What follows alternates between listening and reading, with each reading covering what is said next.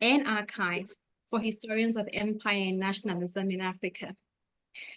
And through these remarks, I hope will hopefully it will help to illuminate my key historiographical concerns in the paper that I pre-circulated.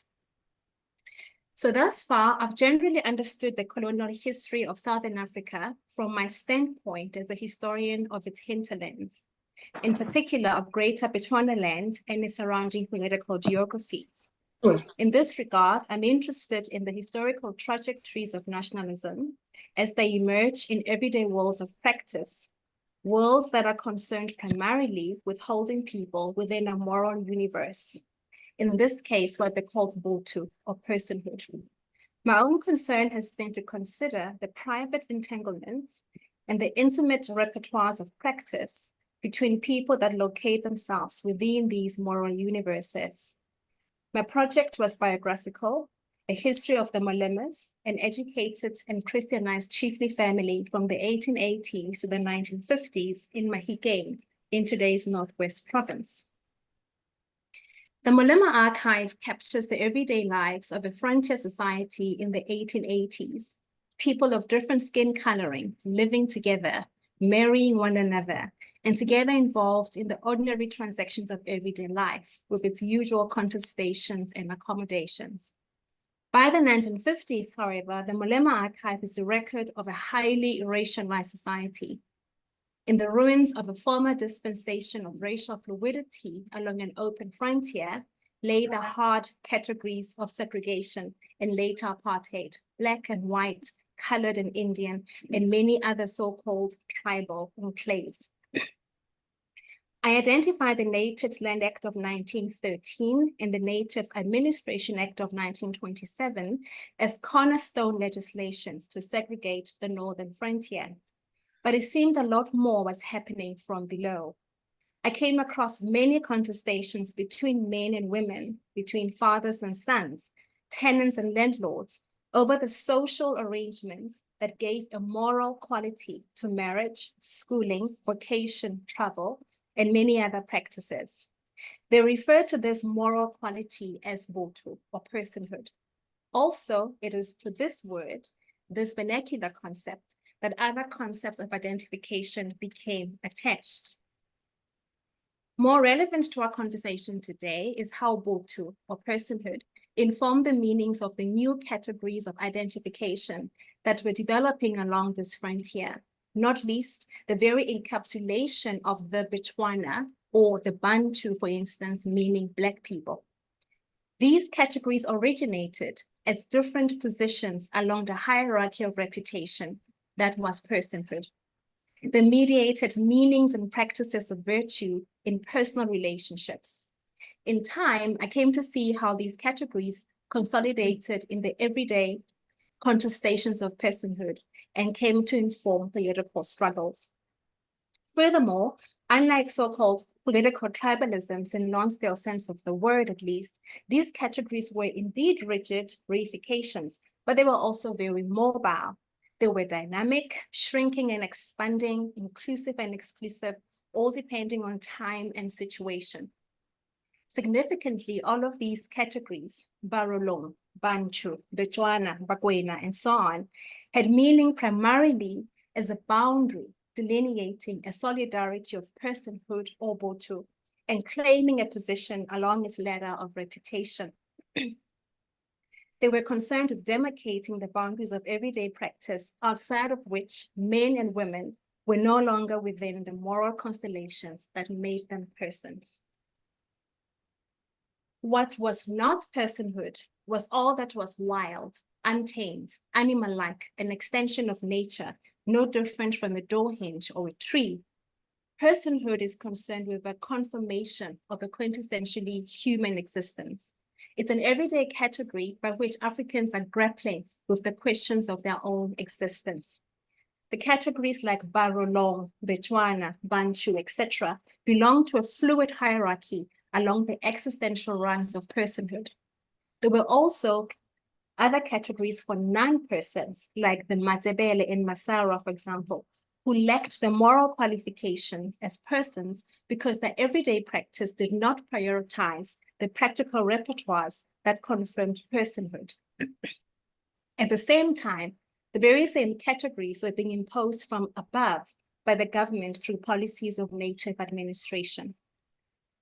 What is striking about the narratives and practical repertoires of claiming personhood through these racializing and tribalizing categories was how ordinary people, including highly educated men and women, were embracing new practices through claims that they were actually practices of personhood from long ago.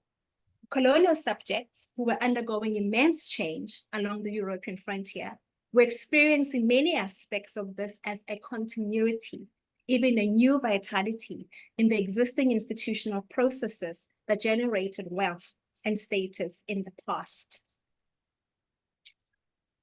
In fact, educated families like the Molemas, whose way of life was no different from that of middle classes in Europe, were often horrified that their neighbors, who had held on to a way of life that predated the arrival of Europeans, could so recklessly compromise their reputation as persons.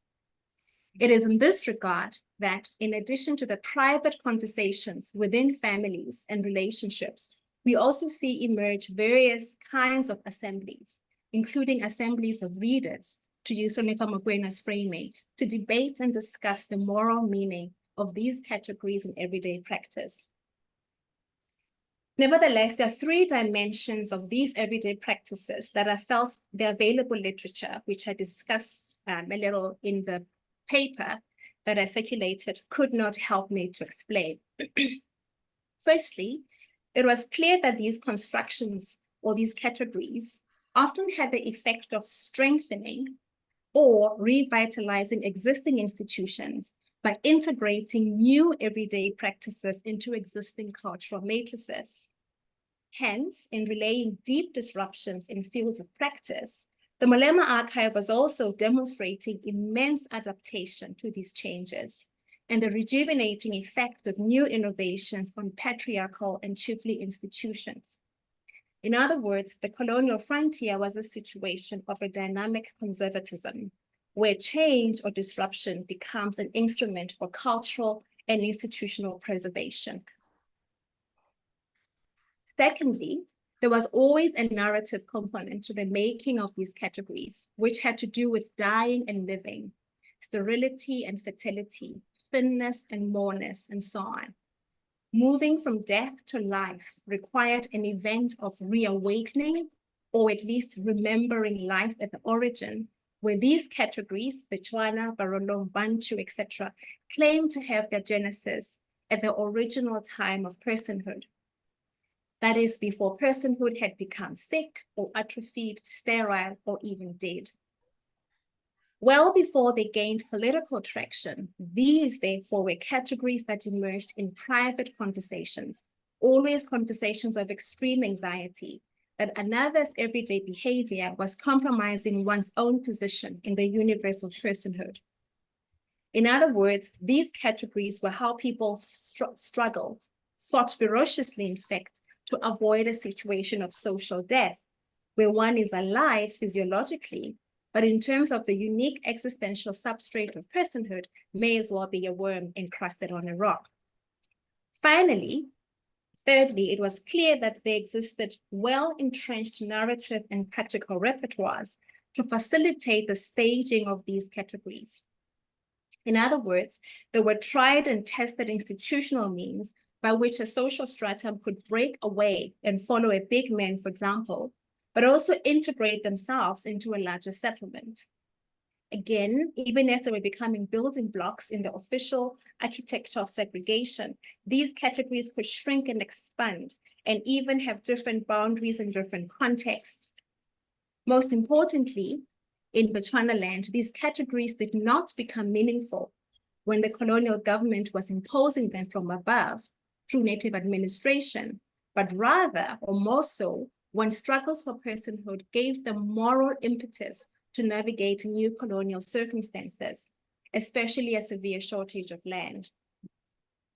Often these categories had to be brought into or emerge from textual and other assemblies of conversation about which practical orientation to everyday life either diminished or amplified personhood. Otherwise, even if these categories were useful for purposes of everyday classification and differentiation between people, unless they acquired a moral dimension in everyday practice, they had no political consequence.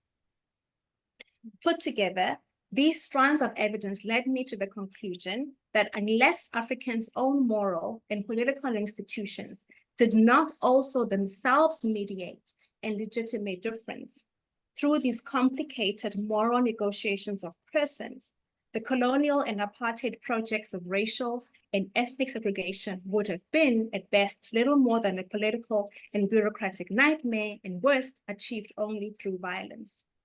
The everyday moral negotiations of personhood from below had to accommodate the political and territorial consequences of official state categories for the majority of the population. It was at the end of this project that by accident I was introduced to Noni Jabavu through the edited collection called A Stranger of Home, beautifully compiled by Atambile Masola and Makhosazana Xaba, which is a collection of all of her Daily Dispatch columns that she wrote when visiting South Africa in 1977. I was immediately struck by a rapport, a discursive orientation that echoed to me the early 20th century. Firstly, there was nostalgia for the Alice and Eastern Cape of her childhood, which was a racially mixed frontier society, a microcosm of which was her mother's kitchen and drawing room. There is concern with questions of decency and respectability in the everyday negotiations between people. These columns seemed not to belong to the correct decade. There is a palpable outrage at the segregationist logic of apartheid and how it prohibits intimacy of any kind across the color line, but there is no shadow here of Black pride or Black consciousness or even Black nationalism when these forms of consciousness enjoy their most powerful political success.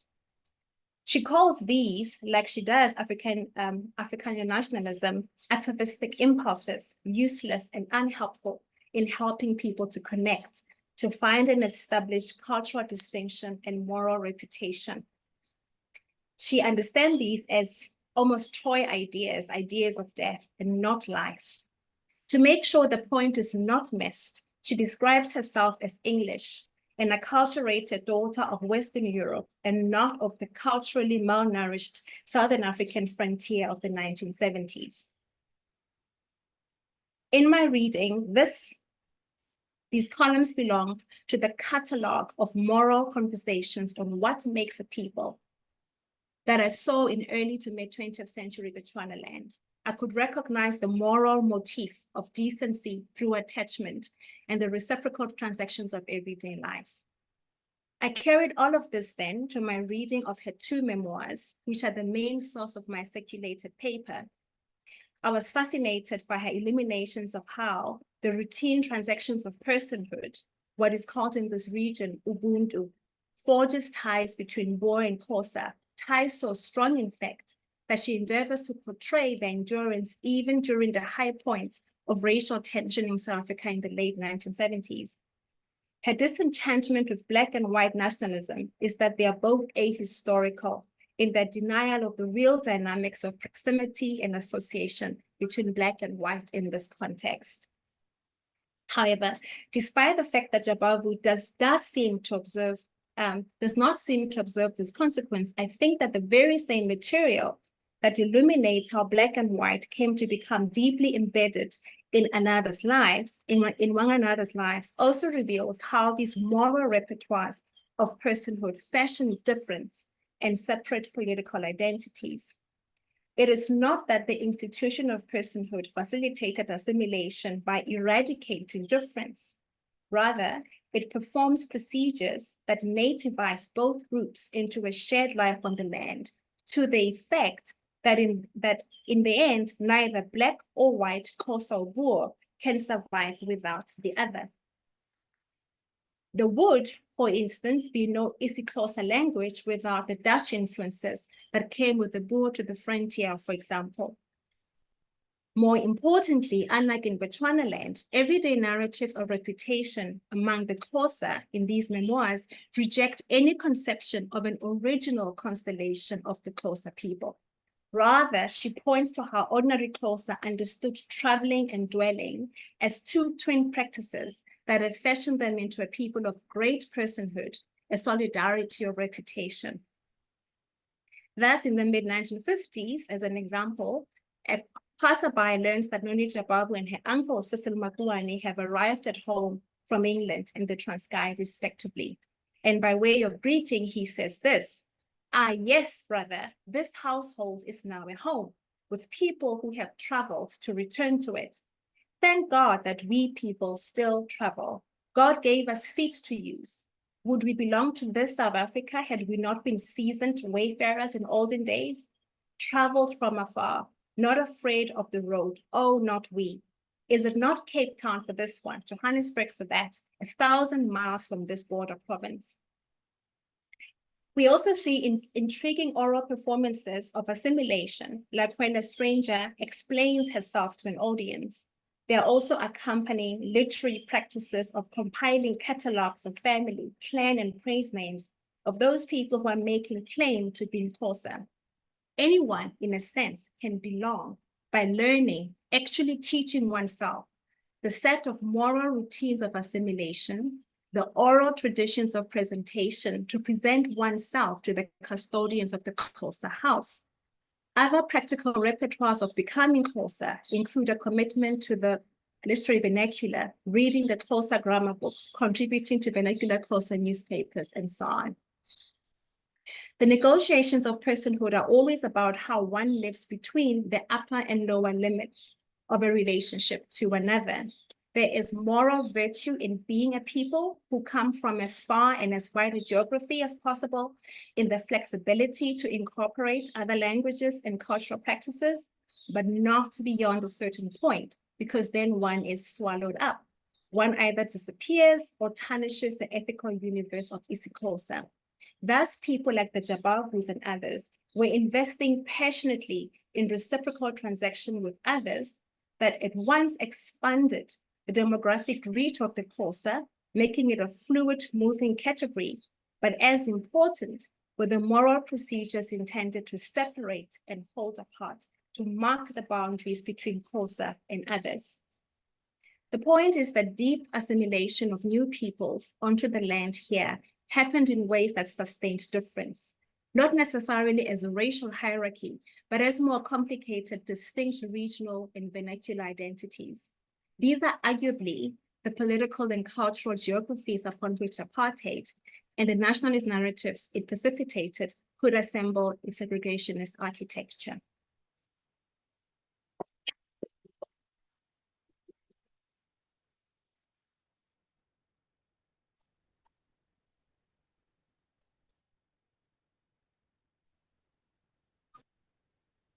Thank you, Khumisho. I hope you can hear me, everyone. That was tremendous. So, and like usual, these will people either in this room or in the Zoom room show their hand if they have any questions that they'd like to ask. And we can get a nice discussion going. So I see Natasha, and we'll go with Natasha first, but I'm on the lookout for questions. Natasha. Okay, thanks. And I'm also happy to wait if anyone else wants to jump in. Go for now. All right. Thanks, Khumisho. You just write so beautifully. It is just such a treat to read your work. Thank you. I wanted to ask you, I mean, I have a whole bunch of questions actually, but the one question has to do with how your moral categories of personhood, which are partially rooted in home and in travel, accommodates the period of history that Noni is not so familiar with, but which is very, very apparent to her grandfather. Sorry, I'm just trying to think of the generations, John Tengu, which has to do with the Mfengu Xhosa divisions in the Eastern Cape, because the Jabavus are traditionally an Mfengu family. And if you look at the history of the early Eastern Cape, or the Eastern Cape in the early 20th century, there are huge and written out contestations occurring between people like Noni Jabavu, who runs Isigidimi to begin with, and later on Invo, and then, for instance, Alan Kirkland Soga, who's working in Eastern Cape, and their factional politics then, you know, express themselves as part of this divide. And it seems to me that what you're pointing to is later on Noni is collapsing this divide. And I'd be interested to hear more of how you think she achieves this. Perfect. Can we just take that Yeah. one? Okay, thank you, Natasha.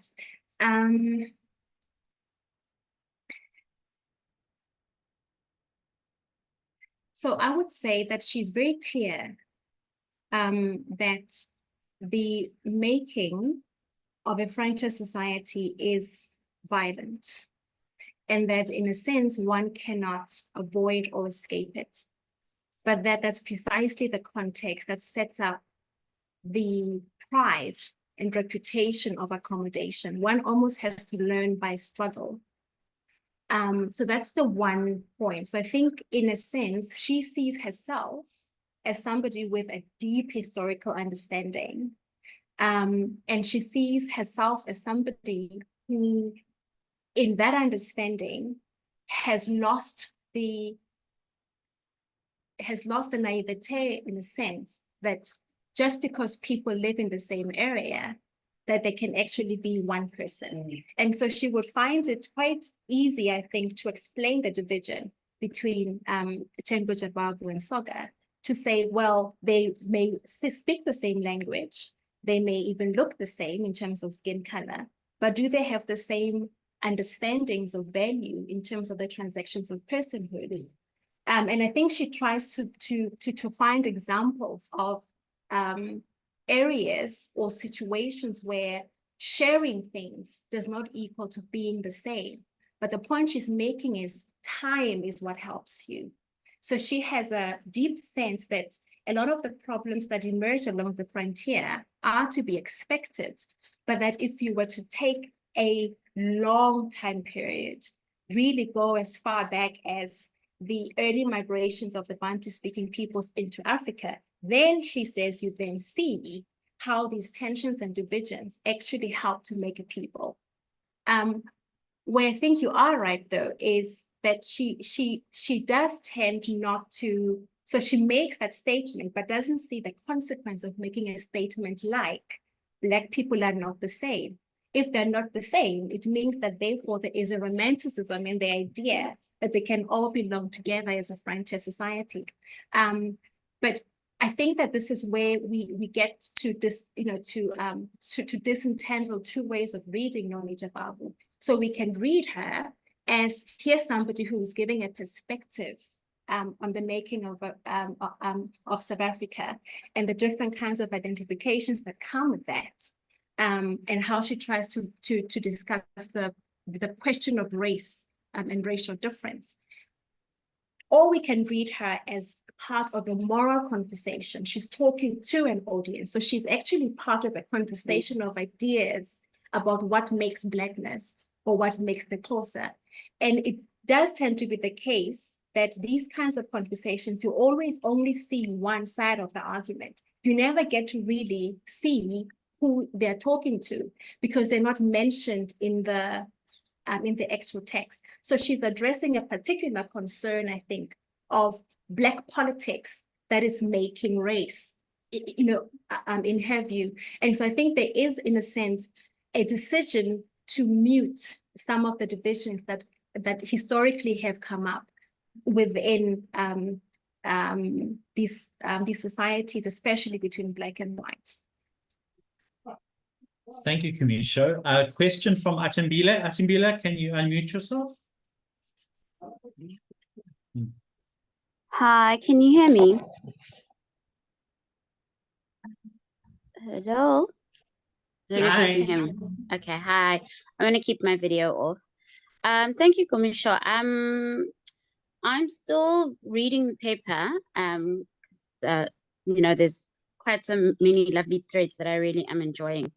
And it's lovely to reconnect over Noni Jabavu. My question, I found so curious the usage of personhood. And when I started reading the paper, I was taken back to one of the early scenes she writes about, I think it's in Drawn in Color, the night before her brother's funeral. And one of her cousins is arrested. And there's this whole interaction where her father needs to now call the police constable in order to get the cousin released and so on. And there's this whole commotion in the household. And the conclusion and how the family kind of she maps out that kind of scene is they talk about linobuntu elibhulu.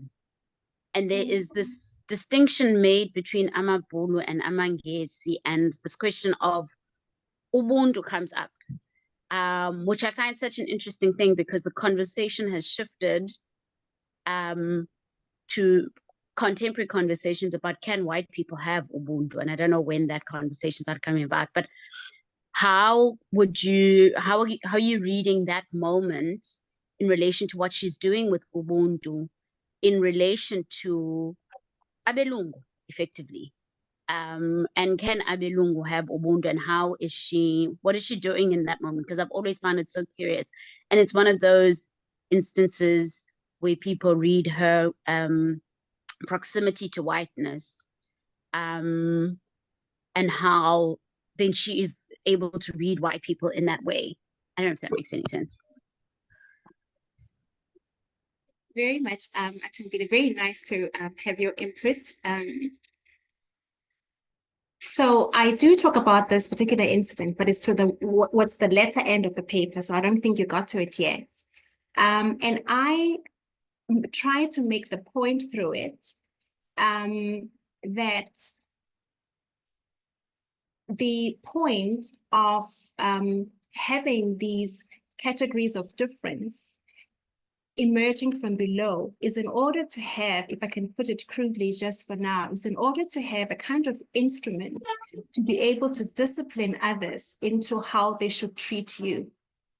And so, for example, if you say category bull, and then you as a person then place on the category a moral interpretation of what it means, it brings to that person a duty almost, or a responsibility to respond in a way that matches it, if they still want to keep identifying themselves as war or whatever other category there is. So I see it, so here I think this is the part of the paper where I try to make the point that these categories are really about giving people a kind of agency over how they can enforce certain moral requirements on others who may not wish to do so. And so by saying, in Setswana, we would say,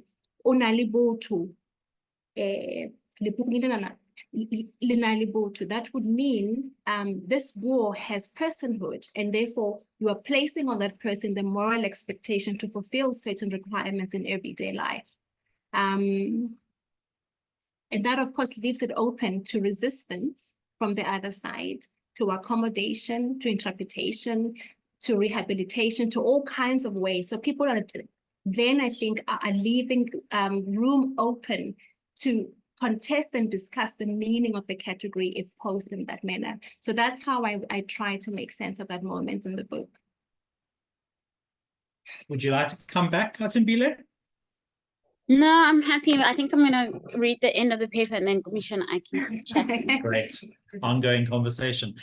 So I'm waiting for more hands also in the room, but yeah, there's a hand in the room, but I also see some in the chat. So I think what we'll start with Jan. Jan, do you want to verbally ask your question?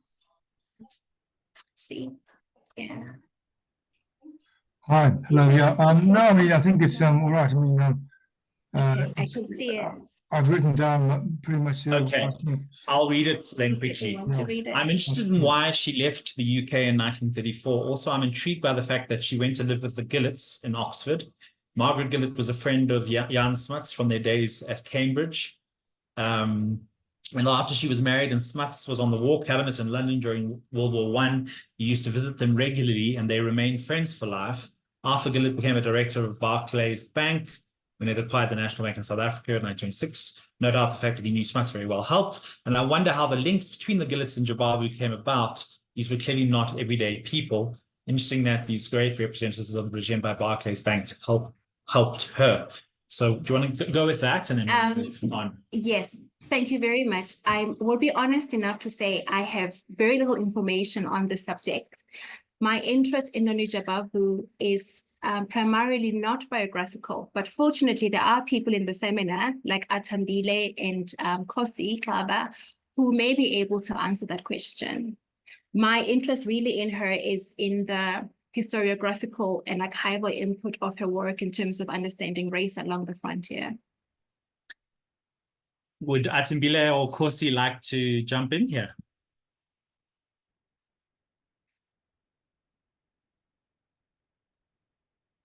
Yes, I'm happy to jump in. What I'm aware of is that the connection between the Quakers and the Jabavus started way back during John Tengo's time. So when John Tengo would visit the UK, he would go to, what's the place called? I forget, I think it's Somerset East or something, where the Quaker house was located. So he would visit there and he had relationships with the families, the English families, if you like, who were Quakers. And so when DDT is studying in the UK, he of course does what his father had done, continues the connection with the Quaker families. And so when Margaret comes to South Africa for the first time, she comes via, what is her name? Emily Hobhouse, the woman who made history by telling the UK what was happening during the South African, what was called then the Anglo-Boer War. And so when Emily goes back to the UK after her first visit, she talks to Margaret's parents and says, I need an assistant. There's a lot of work to do in South Africa. So that's how Margaret comes to South Africa with Emily Hobhouse in 1905. And I read somewhere that the person who actually met them at when they boarded, I nearly said at the airport, at the port, when they landed via the ship, was Jan Smuts. So the friendship between Margaret and Jan Smuts starts in 1905 when she lands until Jan Smuts dies. So it was part of those conversations then, because not only had Noni's dad been to the Quaker family, the Quaker home, and met the English people who were Quakers and were focused on peace, the grandfather had gone there. So when the conversation happened about Noni's education beyond primary school, that was the decision that got made. I haven't yet pinned down the actual conversations, but it was clear to me when I was reading the background stuff that that was part of it, because DDT himself had been sent abroad because JT had been very unhappy with the fact that the white schools didn't want to take his son. So it kind of made sense when the relationships had spread that way that Noni would then be sent to the UK. Of course, she writes in the Daily Dispatch about being very surprised that she was just being sent away without having been told. But the families and the parents and the friends of the parents had been having conversations about this, it seemed to me. Part of those conversations show up in the letters between Jan Smuts and Margaret. So that's what I could contribute. I can contribute. Let's see. Do you want to Is there anything else here before we take this? No, I think she more would, questions? I think that answered the question perfectly. Okay. So So, thank you, Kosi. Guillaume, do you want to ask your question out loud? I think you said you would be willing to. Yes. Yes, thank you very much. Can you hear me okay? Yes. Okay, thank you. So I really appreciate this very deeply insightful paper, and I am currently working on a comparative piece. So my question is very much in a comparative lens, so I hope it's not too off topic. But I'm very interested in the terms moral universe in relationship to frontier assimilation. And it makes me think of the context that I'm currently researching, which is in the conquest of southern Ethiopia by Menelik II in the 1890s, where in this case, the moral universe of the Tewahedo Orthodox Church would attempt to assimilate indigenous peoples of the southern nations through religion and language. And there has been a sort of a parallel rise in what some would argue is Oromo consciousness in the form of Oromo nationalism, which plays a very sort of controversial role in Ethiopian politics, which is ethnically federated and has been ethnically federated since the 90s. So those are the immediate parallels that I saw. And I was wondering, do you believe the concept of moral universe and frontier assimilation is transferable to nations like Ethiopia, or do you believe that there are just too many differences to use these terms appropriately outside of the South African context? Thank you, and let me know if you want me to clarify anything. Thank you very much for this really fantastic question. My instinct says yes, that these terms, frontier assimilation, moral universe, are applicable to different parts of the continent. And I'm not, so, and I wouldn't think I'm the first person to say so. So I would think, for example, of the growing literature around the incorporating tradition of African politics, where assimilation along the frontier is seen as the most powerful tradition. So that's, for example, Jan van Sina. I would think of the literatures around wealth in people, in anthropology. So I think that there are many points of connection with the idea that African societies are assimilationist in nature. But I think this is precisely the point I'm trying to make. It's to say that may be true, but there are also societies that embrace difference and segregation, and that these two forces are happening together. So I would say moral universe, frontier assimilation, plus the making of difference. So I would add that third dimension to your two terms, because I think, and this is the only point I'm trying to make, that sameness and difference, assimilation and exclusion are all part and parcel of the moral universe in this context of what they call personhood or Ubuntu. And I'll be interested, of course, in your comparative work to see what you have come up with. Thank you. And Thank you. Thank you. Khumisho, you're going to shout at me. I'm going to ask you about the 1970s. Okay. You should have anticipated. I wonder, it might be unanswerable with your sources, but I wonder to what degree, because you made the point that sort of Noni Jabavu's columns seem to sit out of time, right? They're so much at odds in the sort of period in which they're being published. And can you see her grappling with that, and potentially with the real generational differences, right? Like she's sort of speaking back to a new generation of thinkers about what it is to be Black. And is that something that's evident in the sources, or is she just sort of circumnavigating that and making a different sort of assertion of personhood here? Okay, so I don't like that. That's the 1970s.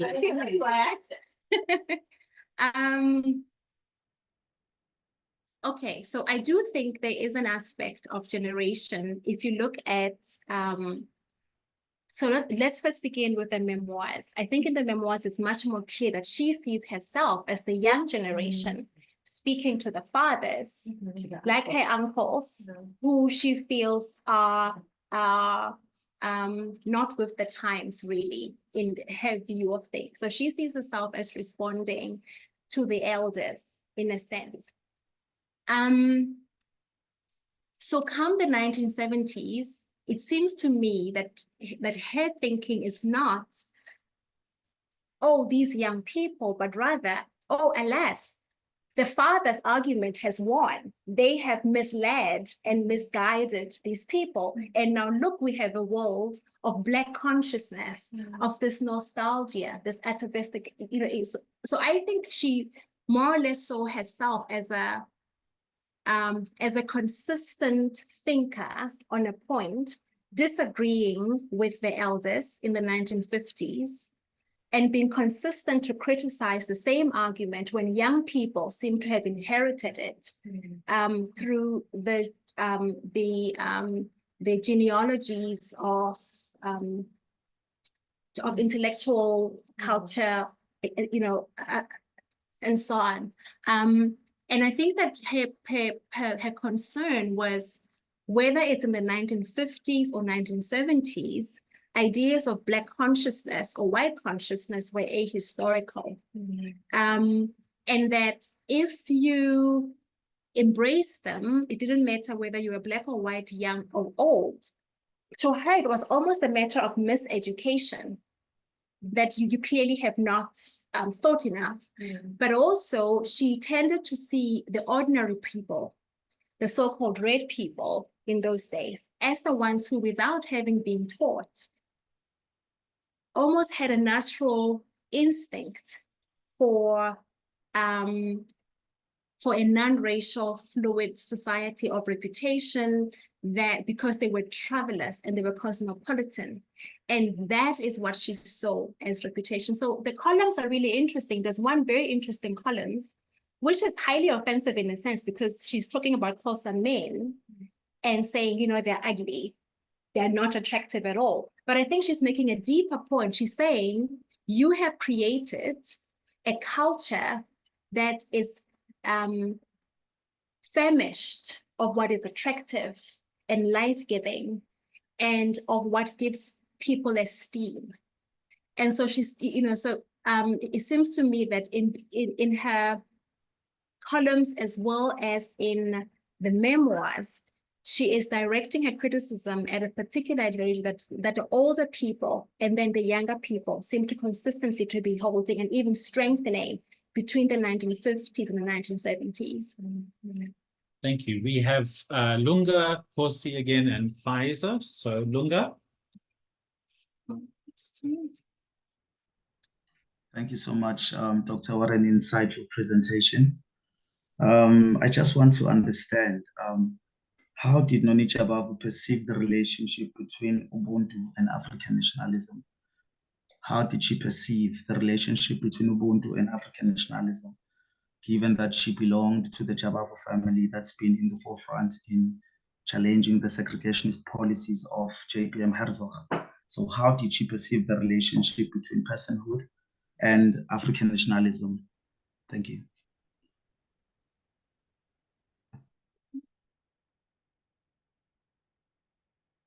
Thank you very much, Lunga. So I think there are two ways of answering the question. The most direct way is to say she did not think that nationalism is necessarily the way to pursue Ubuntu or personhood, because in her understanding of it, or in her view, it separated people. And I think she's referring specifically here, which is the second way of answering the question, she's referring specifically to a certain trajectory or a certain tradition of nationalism. This is a nationalism of the mid to the late 20th century.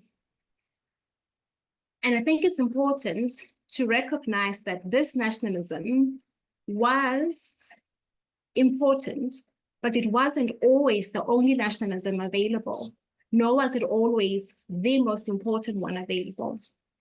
And I think what the work of Noni Jabavu helps us to think through really is to think through the kinds of moral conversation about Ubuntu, about personhood, about everyday practice that informed different strategies and trajectories of nationalism. And so the fact that she does not necessarily see a good relationship between African nationalism in 1950s, 1970s, and Ubuntu does not mean essentially that she did not see or conceive of other ideas of nationhood that may be helpful. And I think that's something that is worth us thinking about. Thank you. So let's go with Kgosi, and then I think after you answer Kgosi, we'll do a cluster of questions. Faiza, myself, Natasha, and if anyone else raises their hand before that. So go, sorry, Kgosi. Okay. Hi, I'm coming back because when I spoke earlier, I hadn't read the comment from JS. So I just wanted to clarify something, which is the fact that Margaret was a Clark. Her surname was Clark. She's the one who came from the Quaker family, and she met Arthur when they were at Cambridge. And when she decided to, so when she meets Arthur, she's already met Jan Smuts. There's a letter that she writes that made me just laugh because they have developed such a friendship, Margaret and Jan Smuts, that she says to him, I have met this person and we thinking about getting married. I hope you'll approve of him. So it is Margaret who belongs to the Quaker family, and I haven't found evidence yet that Arthur also had a membership, but he becomes a Quaker by association after they have gotten married. So I thought that was important to clarify because Emily Hobhouse was the friend of the Clarks, and that's why she went to them as a family that she knew. And then that's when it became clear that Margaret could actually take a gap year, if I could use that language, and come to South Africa. So the Clarks were the people who made the shoes, and the Gillettes were the people who made the razors. Thank you very much, Kgosi. Faiza. Thanks, Khumisho. I thought that your paper and the argument you're making is very powerful and very exciting. Especially the point about the way people actually embrace others and otherness as a way of embracing cosmopolitanism and travel and also movement. And that there was that kind of dynamism at the frontier. But I was also wondering if we could extend that to land and to conceptions of land and to belonging to land. Because we often think of the colonial moment as one of dispossession. But in a society where movement and was prioritized and emphasized, what did that do to any kind of conception of a title plot of land as belonging to mine? Because sometimes I think when I look at the Stonian period, that there was in a sense a clash of different conceptions of land and belongings. But that's just as a point that you may think, it may be tangential, but it's something that, you know, this link between migration and also sedentariness was something that always struck me as something we needed to explore in this early colonial period. Especially since you use the term placement. I'm Especially gonna since I use the word. which yeah, Okay. I'm gonna add on, and then Natasha too. So this is gonna be a bit of a list. Yes. Okay. Sorry. Also, kind of comments, not necessarily questions. One thought was, where does Cape Liberal, the so-called Cape Liberal tradition, and what you might term, a new term, kind of indigenous tradition of incorporation, begin and end in this particular, for this particular group of people in this time period? Because it strikes me that those things might be mutually reinforcing in some ways, but also, of course, a source of disappointment. To put it mildly. and then, you know, I was wondering about, is this the longer history of non-racialism? In a way, that what Noni's doing in the 70s is, and has reminded us, is waving the flag, which ironically Mandela sort of picks up in the 90s, perhaps. And obviously, we're aware of all the contestations around that. Two small other points. Does she distinguish I'm sure she did between British and Boer in terms of kind of sociability and these kind of patterns of interaction, because of course it is an important part, I think, of the intellectual history of the country. I think that distinction is important, and that Boers are more like, or conform in some ways, that there's a tradition of people who have been called Boers behaving somewhat more in an incorporationist way, even if it's within racial paternalism, than Anglo white South Africans. And the last point is like a bucolic, it seems to me there's a bucolic aesthetic politics or imaginary that she's got, that it fits Alice, small towns that are orderly, and it doesn't fit cities, not Johannesburg. And also she has the same reaction when she's in Uganda. So I just wonder you to ponder that. And Natasha's going to add, because we haven't got enough on the list. And then you can there is a B. I'm not sure. You're too sweet, Khumisho. Dropping so sweet. It's okay. Okay, so what we'll do is we'll take Natasha, and then you can wrap up the seminar with a missive. So, Khumisho, I know, going back to, perhaps a part of your history you'd rather not remember, but honor in Africa well. And this is a very large book by John Iliff, quite thick, well worth reading. Sorry. And I mean, the thing that John does, of course, is, and I can say this because he was my supervisor a million years ago, is, he really mostly attaches the honor to men. And it sounds to me that in what you're saying, there's quite a bit of crossover between how you talk about moral personhood and some notion of honor, because you talk about reputation, and I think that they overlap. Yes, they do so to overlap. what extent does gender complicate what you do? Sorry, I had to slip that in. There we go. Okay. I'm here to present a paper at UJ History. I'm grateful for that. I'm just saying. Okay, so I'm going to start with Pfizer. And I don't think I'll do justice to all these comments, to be fair. I'm deeply grateful for them.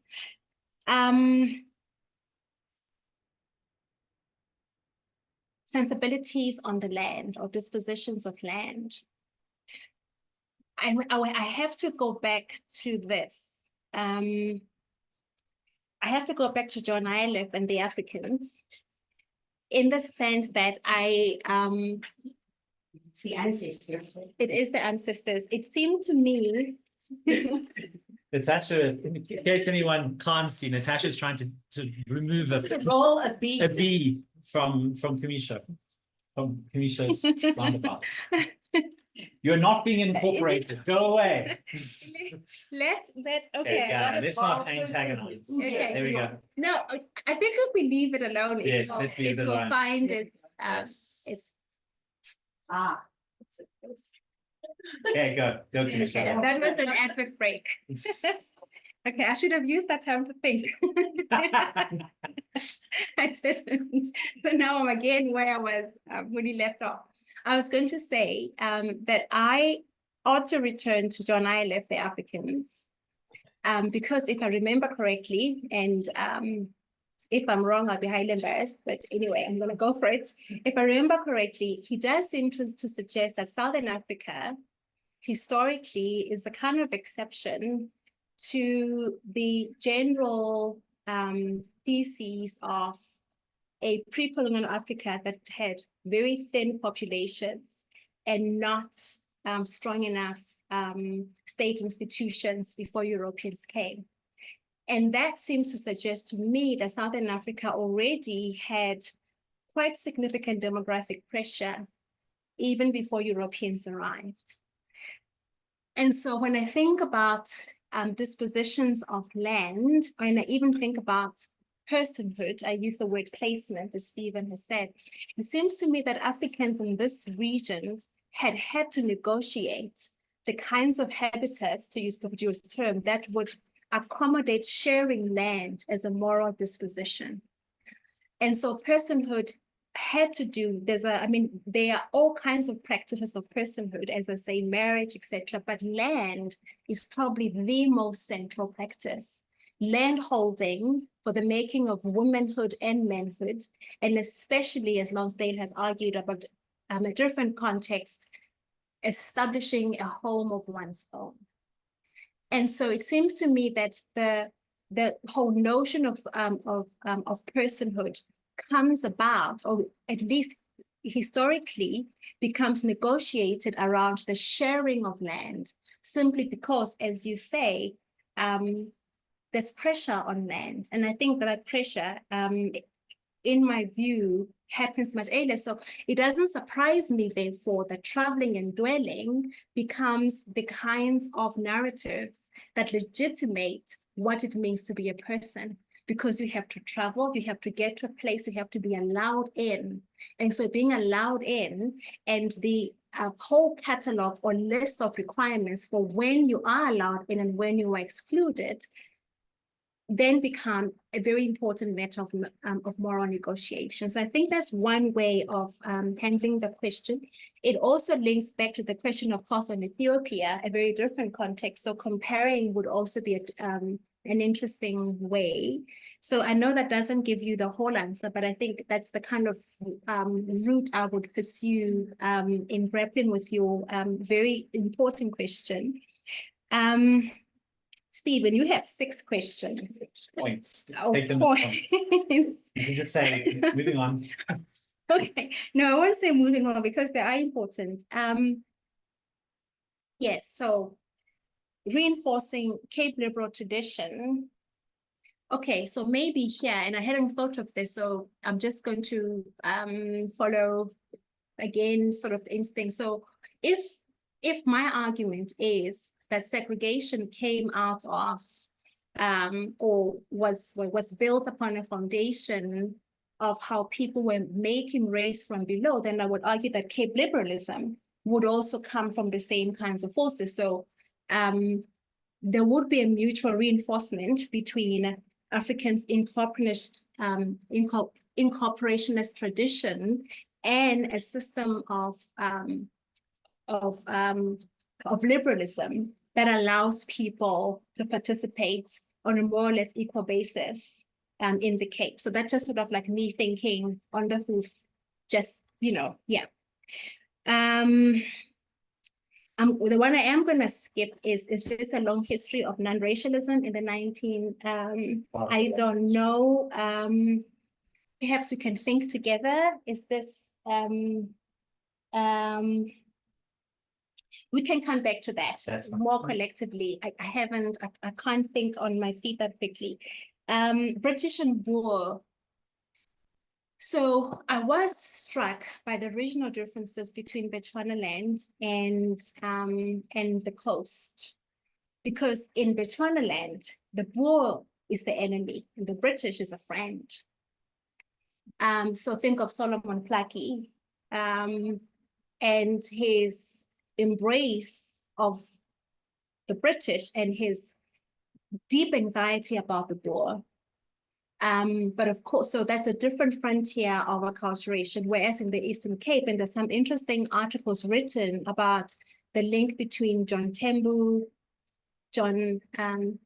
Noni Jabavu and the community of Boers during the South African War, quite close attachments and relationships. So I think the question of British and Boer and sociability, I actually think it goes well beyond the scope of the paper. And I think it's a very important historiographical point that must be made and explored and investigated. I think we need to understand those dynamics of whiteness and understand them also in terms of so-called white writing, because I have been reading English translations of Carol Schoeman, thanks to Gerald, and you do see and people like Olive Schreiner, you do see arguments amongst whites themselves in that time about what is the better moral orientation of being in Africa and what makes us different.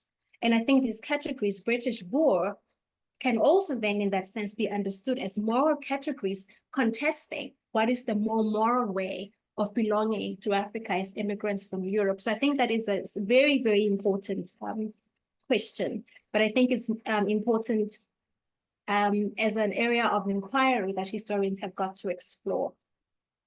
That's my escape, by the way. Yeah. I think that's my question. Okay, so Johannesburg, Uganda, Alice. So this is somebody I think who was comfortable in Oxford, in London, in many European cities.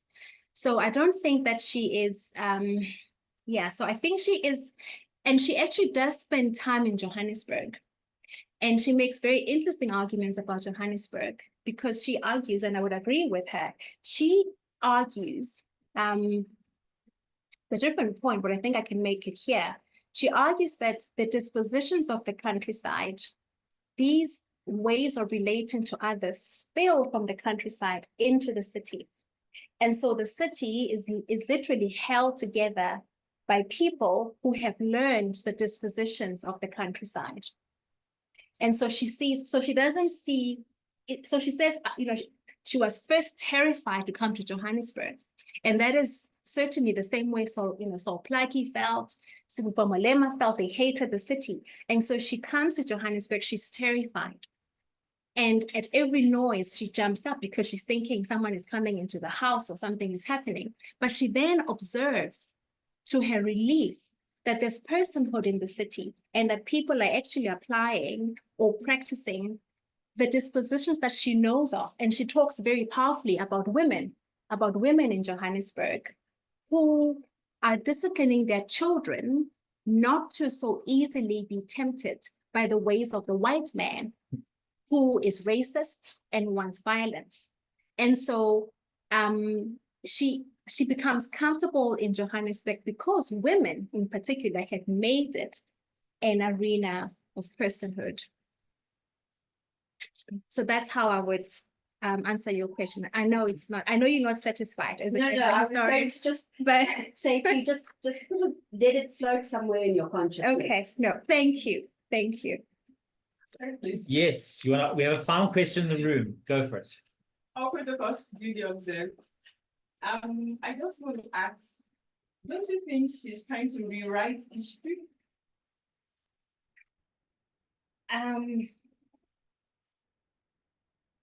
Don't I think she's trying to, so I think she sees herself in different ways. Firstly, she sees herself as an ethnographer.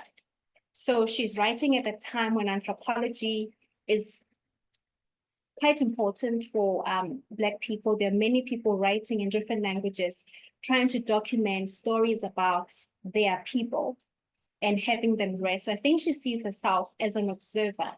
So she's saying, this is what you don't know about my people. And she's writing that for us to read, and for the people around her to read. And so in being an ethnographer of any society, one must take some kind of position. But that same position is the same if one is a historian, a sociologist, an anthropologist. I think she is proposing a historical argument about how her society has come about. And that historical argument, of course, is going to be contested by other people who say, actually, no, this is not how the Xhosa came about. This is not how Black people came about. I think what she's trying to do is she's trying to land a position, a place at the table of historians, anthropologists saying something about Black society in this time. And she is a woman. And I think it's significant that she's not writing this as a professor at a university. There are complicated reasons for why that may not have been possible. But I think her voice matters also because she's a Black woman actually producing what in her view would have qualified, and I think it should qualify as a very important work of academic scholarship. Thank you, Dr. Moguerane. That was fabulous. Thank you, thank you to everyone for joining you. in the conversation. And we'll see you next time. Thank you. I will share the comments in the chat with Khumisho. So if we missed something, we apologize, but I'll make sure that she sees it. Thank you, everyone.